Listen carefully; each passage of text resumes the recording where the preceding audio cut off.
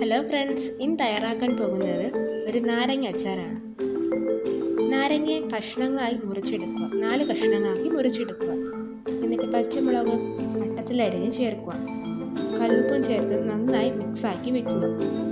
3 ദിവസത്തിന് ശേഷമാണ് ഞാൻ ഇതെടുത്തിരിക്കുന്നത്. ചൂടായ പാത്രത്തിൽ നല്ലെണ്ണ അതിൽ കായം ചേർത്ത് മൂപ്പിച്ചെടുക്കുക.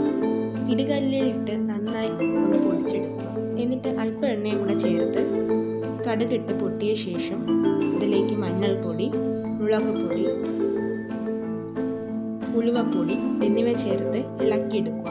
അതിലേക്ക് ഉപ്പ് പിടിക്കാൻ വെച്ചിരുന്ന നാരങ്ങ ഇടുക. നമ്മൾ നേരത്തെ ഇടിച്ചെടുത്ത കായപ്പൊടിയും കൂടെ ചേർക്കുക. വിനാഗിരി കൊടുക്കുക. ഒന്ന് വെട്ടി തിളക്കുക.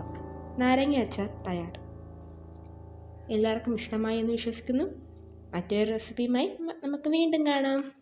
Bye friends.